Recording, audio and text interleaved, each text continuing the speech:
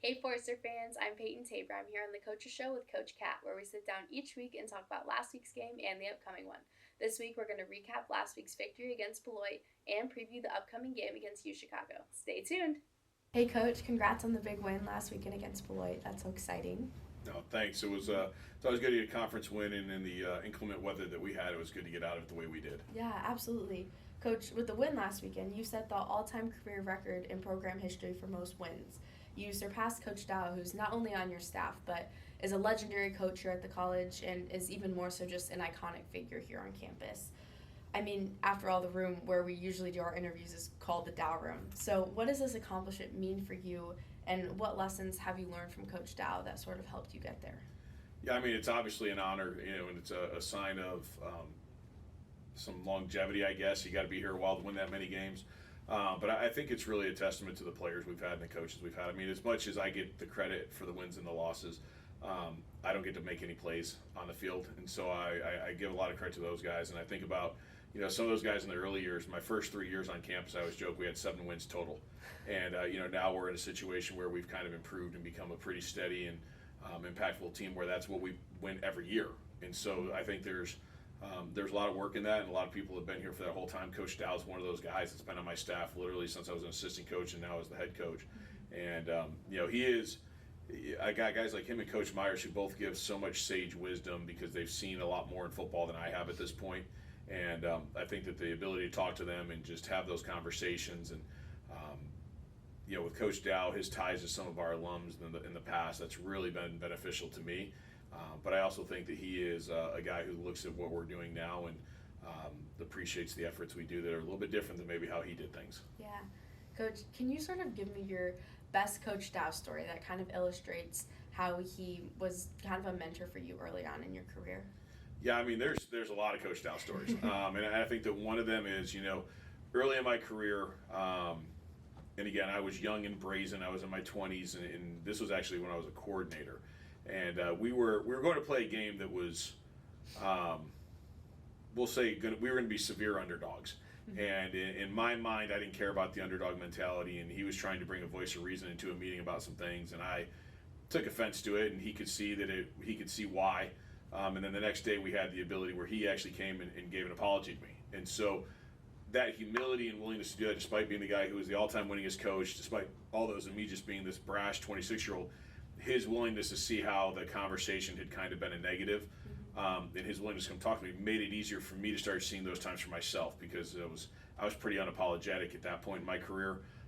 And so I think that was a really big thing. And when I was going through the interim process, he was just a voice of support and reason during the entire time. And I remember when he came up to me again, we hadn't won a lot of games, but when he said, "Kat, I'm going to do everything I can to help you, be the head coach here because I think you're the right guy for the job." And writing a letter in my support and things of that nature, I think was really, really special to me. And it's something that just showed his vision for the program was kind of had morphed into my vision, and together we were moving it forward. So yeah, Coach, last weekend it was more than a huge win for your guys. The game sort of got a little out of hand for Beloit, but when you're in a game like that, what types of things are you evaluating within your guys, and what types of things are you looking for to see them improve?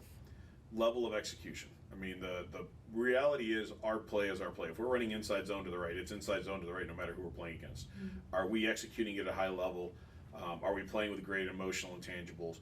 I think that the game on Saturday against Beloit, I thought our defense was obviously lights out exceptional. I thought our special teams were really good. I think our offense left a little bit on the floor on Saturday. Now the inclement weather was what it was. I mean, having 50-mile-an-hour wind gusts makes passing and kicking an adventure to say the least. And I thought that our guys played hard.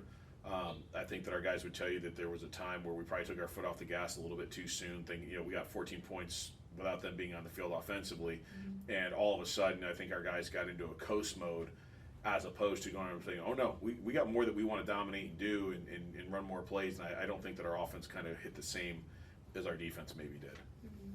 Coach, going into this weekend, it's your last regular season game, and there's still a lot at stake in terms of winning the conference championship or a possible bowl game berth. Who knows kind of at this point where the chips might fall. But UChicago's like a very strong team. They average 40 points a game. What's it going to take for your defense to slow their attack down? Nick DeAmbrose is their tailback, and he's a returning All-American running back. We've seen him for a number of years. As he goes, their team goes. That's not to say they don't have other great players. Their quarterback is very talented, but as their running back success happens, their success happens. So our defense is obviously going to be very focused on him. I think you've got the number one rushing attack versus the number one rushing defense in the conference, and so I think that'll be it'll be enjoyable to watch. I don't have to be a part of those decisions. As long as we're on the right side of that, I think I'll be happy. But I think that for our guys on defense, they're very motivated. They want a conference championship, and the way to do that is winning this week. We guarantee ourselves at a minimum a conference championship. Anything beyond that, we'll find as bonus at this point. But we know that there's a chance for some historic moments here to do that. We want to make sure we accomplish our goal. Coach, on the flip side of things, their defense only gives up an average of 11 points a game. So what's it going to take for your offense to get points on the board? Yeah, we have to play. We have to play hard. We have to play well. And when we have a chance to make big plays, we have to do so. And I think that's one of the things that our young team has really grown this year, in particular in the receiving core. As they've played more, they've made more plays. And so we got to give them opportunities to do that now that they've matured and they've had a whole year of being starters or whatever it might be. I think that you're going to see a guy like Seth Jelovich or T-Land or might be Alan Hansen again, who are going to make some big plays for us in the passing game, and we have to let Trey do that. We've kind of handcuffed him a little bit the last couple of weeks and some of the scheme stuff that we were doing, and it's probably time to let him go and play. And I think that if we do that this week, we're going to need a couple of those plays to win this game. Similar to the game against Monmouth a couple weeks ago, we hit a couple of big passes that loosens things up for the run game, and now all of a sudden the run game gets going. And if we can do that this Saturday, that'll be the key to offensive success. Yeah, absolutely. Well, that's all I had for you today, Coach. So thanks so much for meeting with me, and I look forward to talking with you next week after another Forester victory. Great. Thanks so much for having me. Talk to you soon. Go Foresters!